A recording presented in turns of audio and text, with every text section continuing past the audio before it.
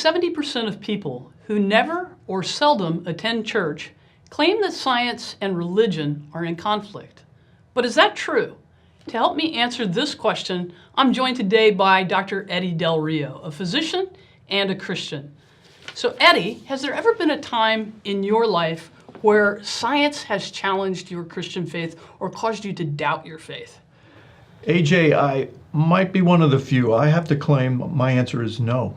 I have never had any kind of disturbing challenge to my faith come from science. Wow, and why do you think that is?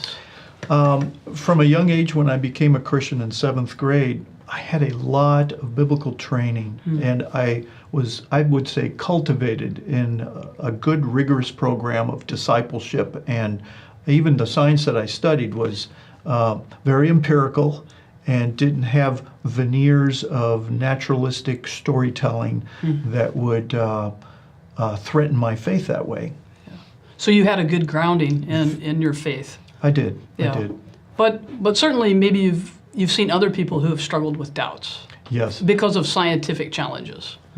That is very much the truth. Ultimately, I believe that science does not move us away from God, but moves us towards God if we pursue it with an open heart and an open mind. Unfortunately, many young folks come to Christ at an early age and they really don't get well equipped, and then they're moving to life, often going off to college and university, and that's where the intellectual assaults against their faith begin. And sadly, many of them are ill-equipped to deal with these sincere and deep questions. And so we need to prepare our young people in churches and by every means possible. Yeah, and hopefully what we're doing here at Reasons to Believe can offer people good foundations for answering tough questions before they actually face the tough questions. Yes, excellent resources and materials in that regard, yes. So, Eddy, do you know of any other resources that you find helpful? Yes, in fact, I have taught some in churches that I've attended. I would highly recommend a book by William Lane Craig called On Guard, the subtitle of which escapes my mind at the moment. But William Lane Craig is an analytic philosopher, a great theologian, and is one of the great torchbearers in this age for Christianity on the subjects of defending the faith. And he has a great book that would be useful at many different grade levels, junior high school, college, adult, etc. Such a book like that can take folks through many of the traditional threats raised against Christianity, and he shows beautifully how we can engage folks on that matter. Wonderful. So as a follow-up question, you haven't really experienced any challenges to your faith that have led to doubts from scientific evidence, but what about non-scientific challenges to your faith that may have created doubts? Have you experienced those? Again, I'm going to have to say essentially not really. Wow. However, I do recognize the path by which most people suffer those kinds of threats to their faith. I think ultimately we're talking about the problem of evil. The problem of evil has been historic and has been dealt with many, many great Christian thinkers. And for those who don't know what I'm talking about, essentially it's a clash between what we believe about God and that which we experience in our life. Christians believe that God is all-knowing or omniscient, all-powerful or omnipresent, and finally, all good, omnibenevolent. Yet in life we see tragedy, injustice, evil perpetrated. And so most folks think, well, there can't be a God if with those attributes if we find this in nature. However, importantly, there's an assumption that underlies this problem of evil, and that is that there can't be any purpose for suffering. That's a metaphysical claim that really has to be established. Again, we can see in our lives where suffering has a purpose, and we even line up for it. I'm thinking of, for instance, school. Most people complain about school.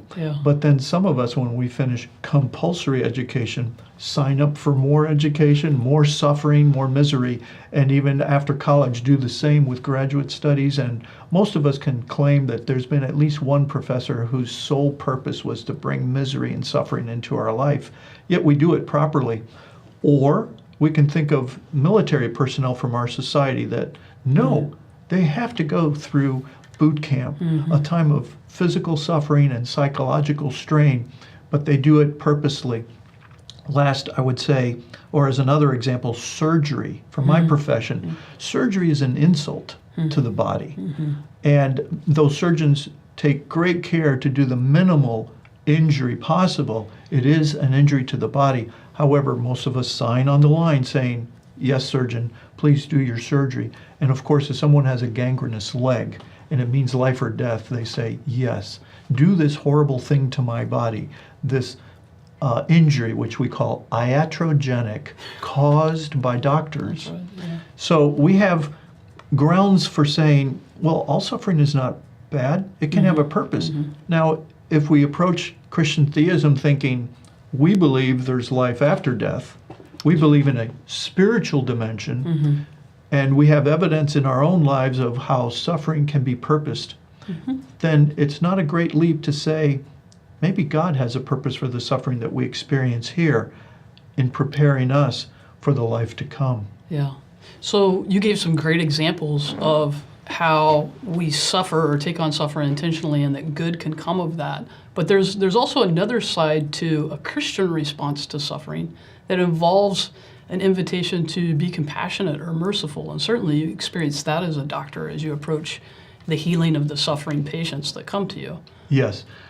You know, what immediately jumped to my mind is a contrast between the view of man and of sin between Hinduism and Christianity.